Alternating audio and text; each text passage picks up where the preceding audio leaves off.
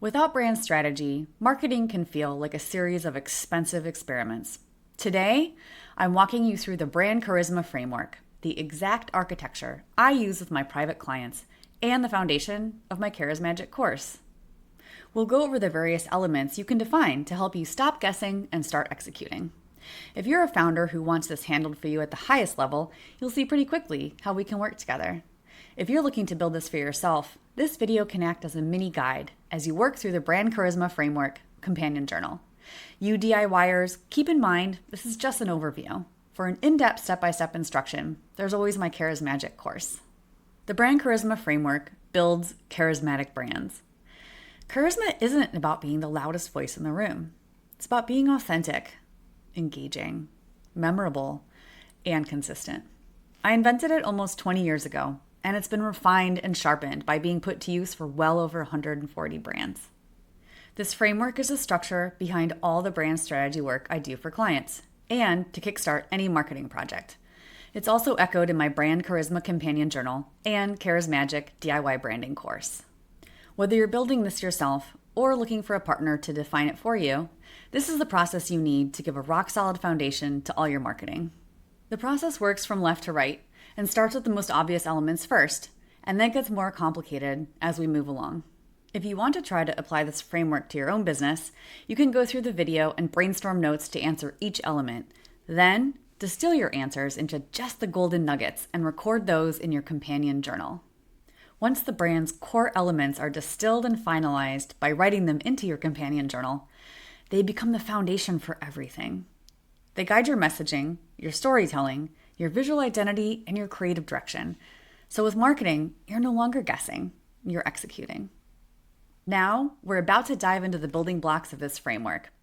If you're a founder who realizes that your brand needs this level of strategic depth, but you'd rather have me lead the way, you can click on Work With Me on my website to start the process. If you're building your own strategy using the companion journal, let's keep going. Okay, the first part of the Brand Charisma framework I call archaeology, to emphasize that the elements of your brand already exist. In fact, your brand already exists. I don't create brands. Brands are not invented. They are discovered. So we'll start with description of offerings, which as you can see is the first aspect of company profile.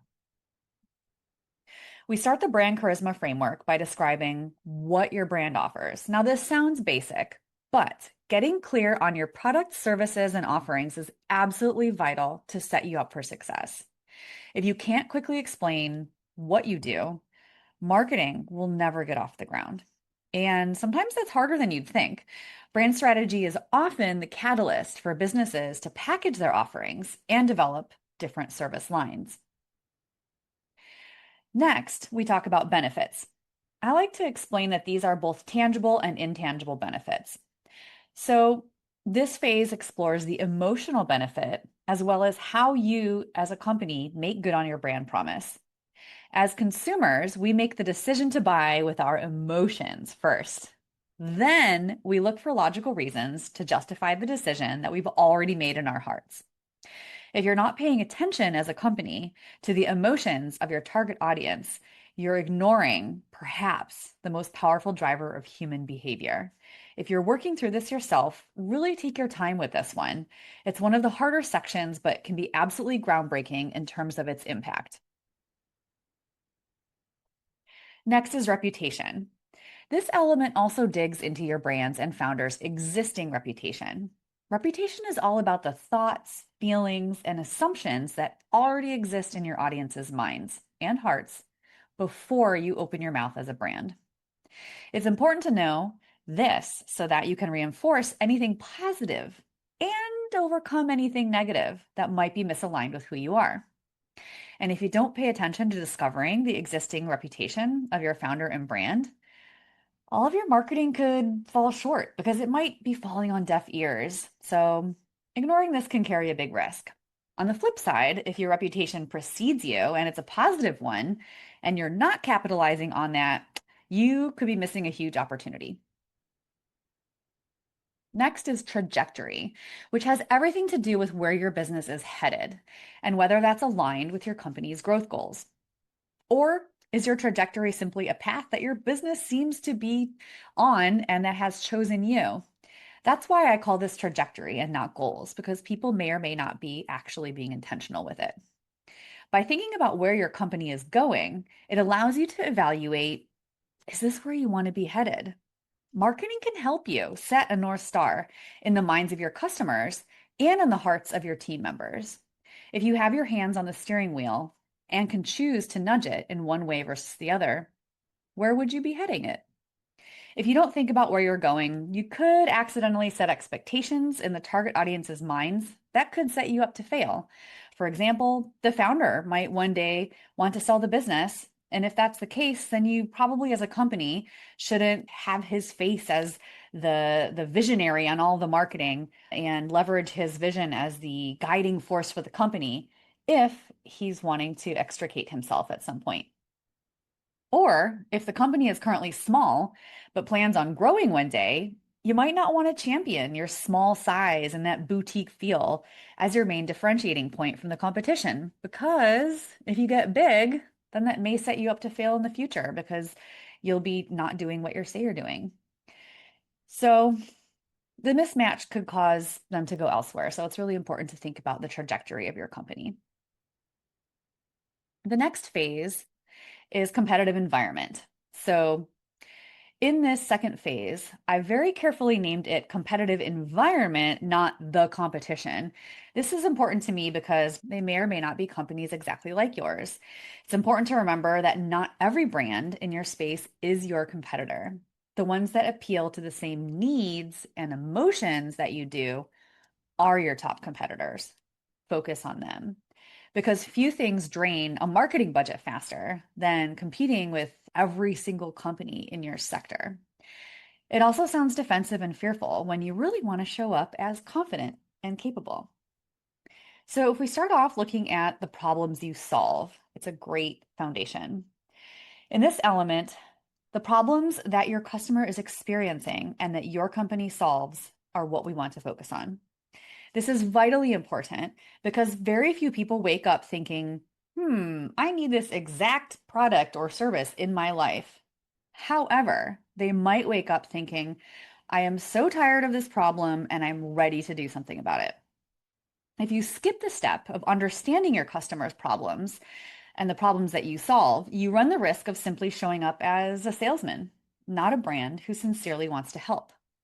This can particularly be a blind spot amongst marketing agencies who are ready to jump right into promotion and implementation without understanding the roots of desire, which actually drive the whole motivation of a sale. So, others who solve these problems. This element is concerned with the company's obvious competitors. Other brands who offer the same thing that your brand offers, but also concerned with what your customers choose to make their problem go away instead of just doing business with you. This is important because unless you overcome the selling points of the other options out there, you're not likely to win a sale. I see founders often make the mistake of thinking that because there's not anything else on the market exactly like what they offer, that they think they have no competition. But I have news for you. The problem that you solved existed before your company did.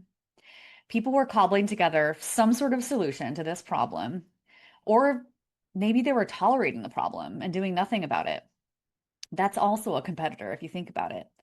So, customer inaction and whether cobbled together solutions the customer has pieced together can also be standing in the way of them doing business with you.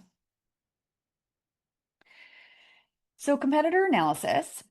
In this element, we analyze the closest and most compelling competitors who are solving the same problems that you are solving. And they also have the most similar, unique selling points as you do.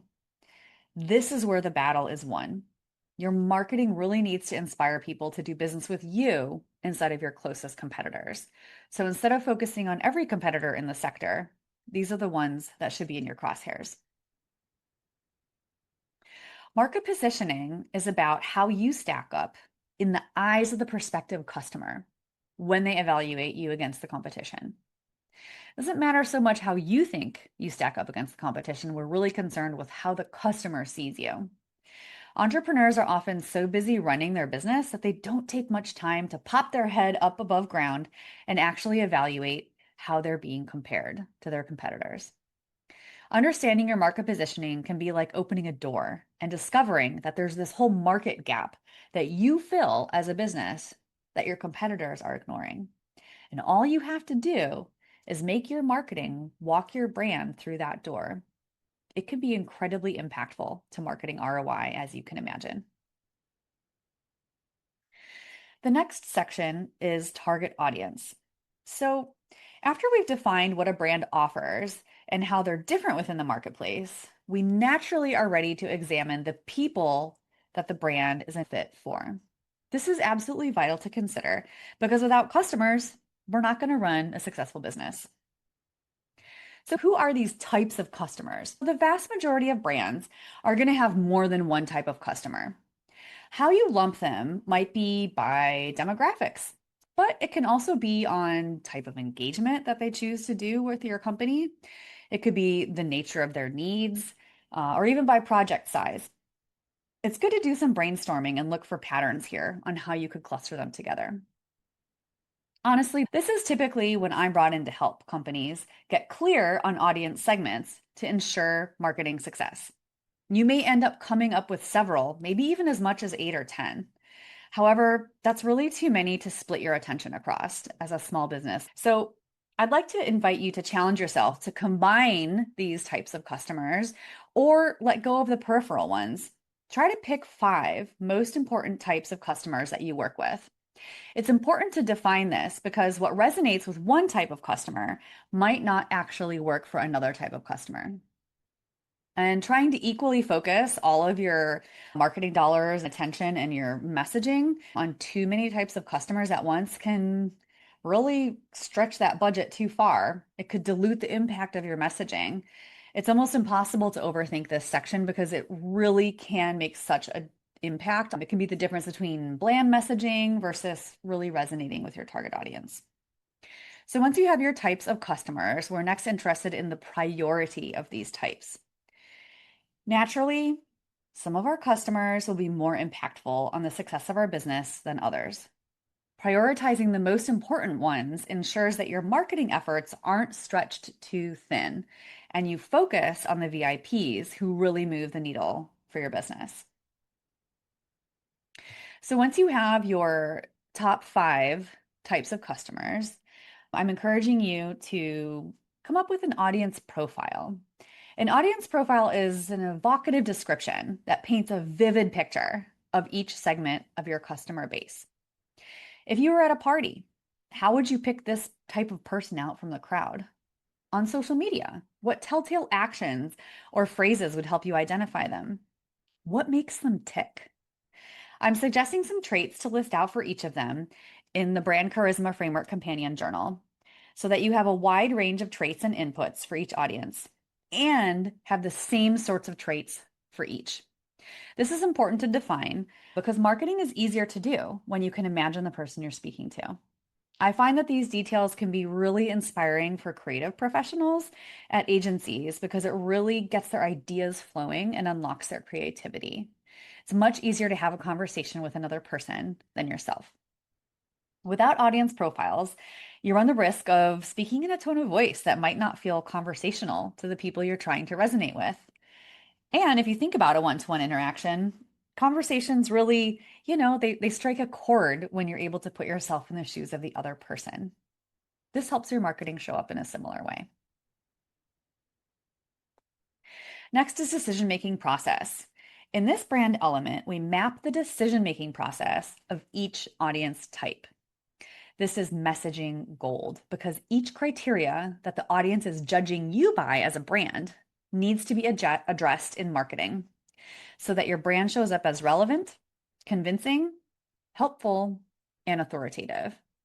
Ignoring this element can really cost you a sale because unaddressed concerns in the minds of the audience and unanswered questions can encourage the target audience to simply go to your competitor's website because they just don't feel like talking to your sales team.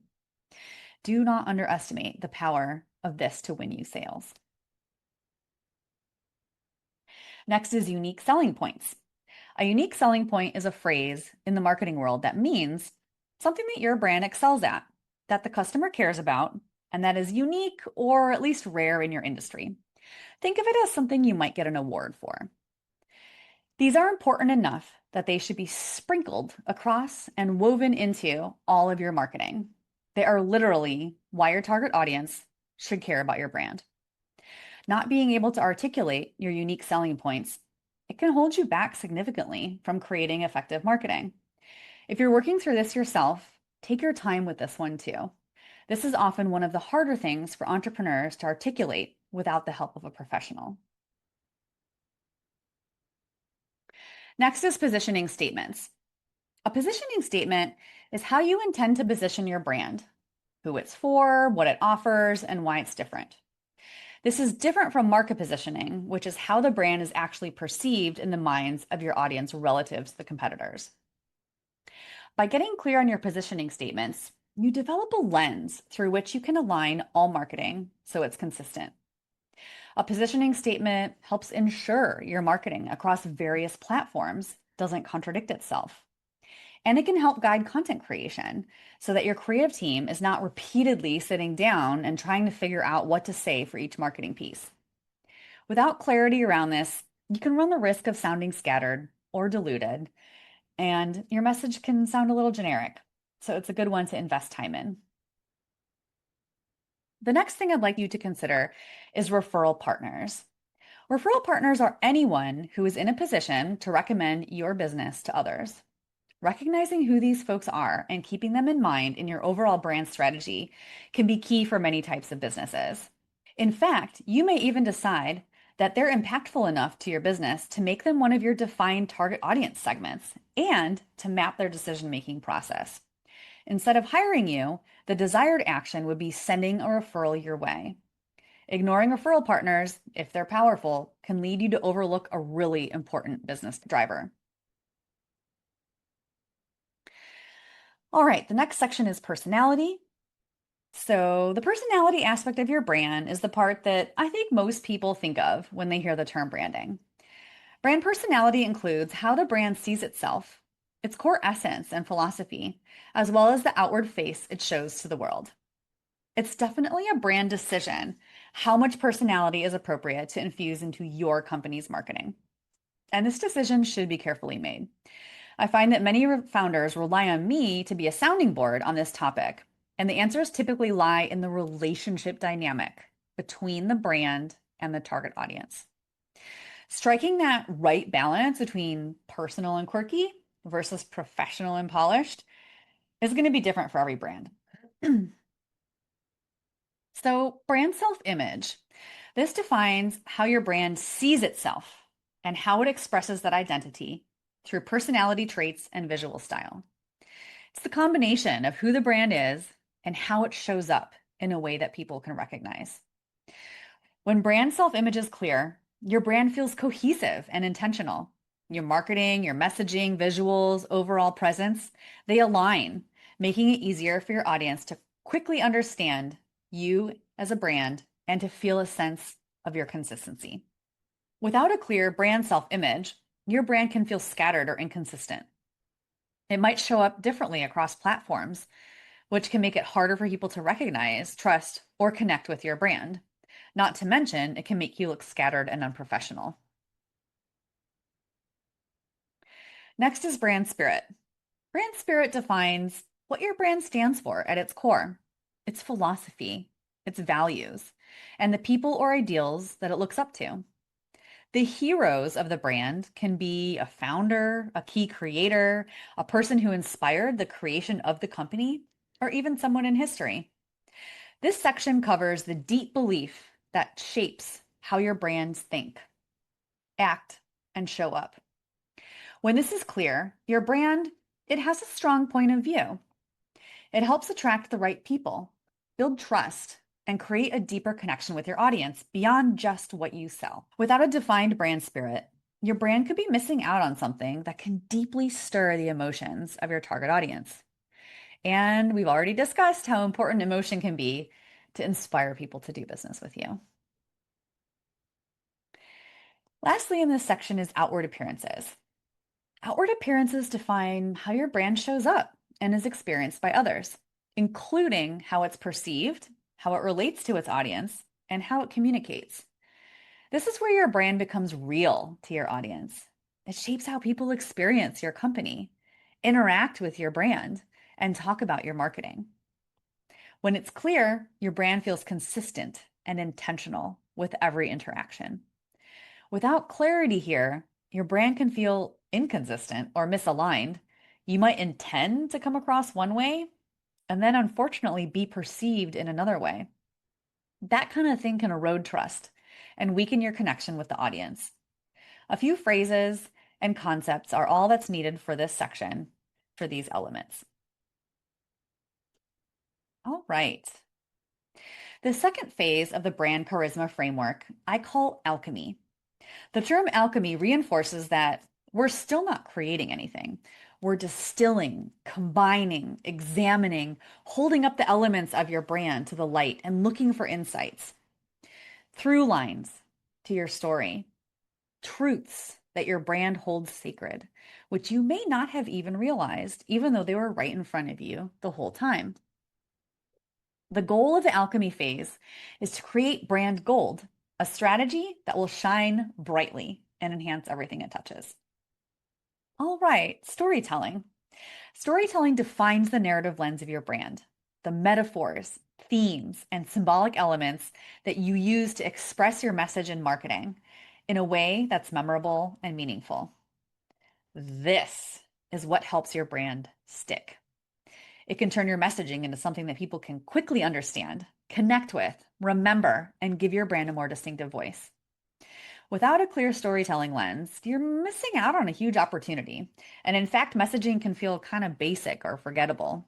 You might be saying the right things, but perhaps they're not landing or sticking in people's memory.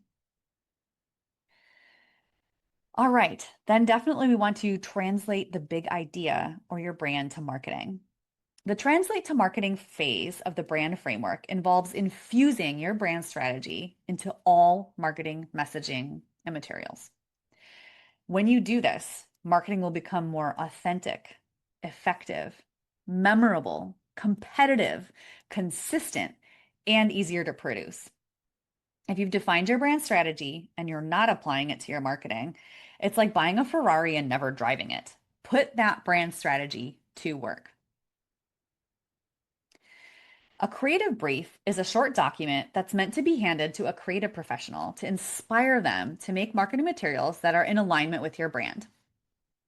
Not every creative person you work with is going to have the patience or bandwidth to read your full brand strategy, nor do they need all those details.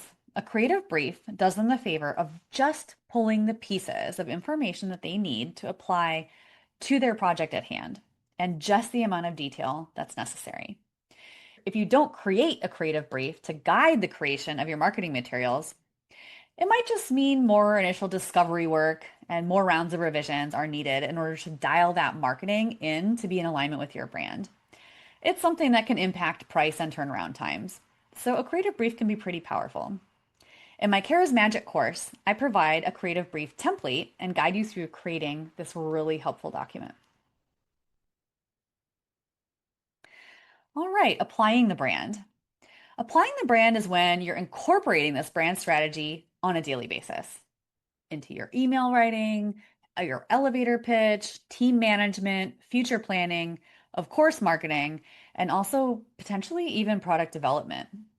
When you apply the brand in your business, it brings all of your efforts into alignment. Not doing this is a mistake because it invites inconsistency, wasteful recalibration of efforts, meandering paths that could be straight inefficient, etc. You get the idea. And that completes our walkthrough of all the elements that make up the Grand Charisma framework. Remember, when writing this stuff out in your fine-tipped Sharpie, into your companion journal, I really do recommend doing a brainstorm brain dump first and then distilling it down into just the words necessary to get your point across. And that is what I would like you to write into your companion journal and use it to guide your marketing.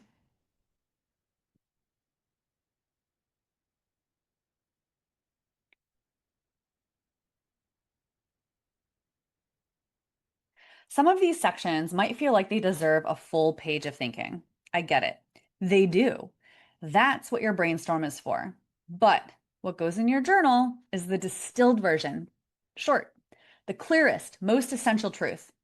Think of it as your highlight reel, not the full length 2 hour movie. A great way to leverage AI is to do your brain dump in a word processing document and then use your favorite AI tool to have it condense your meandering notes into short word counts for the final brand strategy. So I've done a little mathing to help you figure out what this might look like. So, to help you with your AI prompt, half page answers in the Brand Charisma Framework companion journal should be about 40 to 50 words, and full page answers can drift up to like 85 to 100 words. Again, the goal here is to capture the essence. A full page answer area will support about 14 to 16 lines of writing for the average person's handwriting. So if you're doing bullets, it tells you how many bullets it might be. A half page is obviously half of that, so about 7 to 8 lines of writing. And just remember, clarity isn't about saying more, it's about saying less better. At this point, you probably have a sense of whether things feel clear or whether it still feels like a lot to figure out on your own. If you're ready to work through this yourself, you can revisit this video at any time, or you can go deeper with my Charismagic course. And if you want this defined for you clearly, strategically, and in a way that actually works in the real world, that's exactly what I do. To get started, click Work with Me on my website. You'll also find the Brand Charisma Framework Companion Journal and the Charismagic course there if you want to continue building this on your own.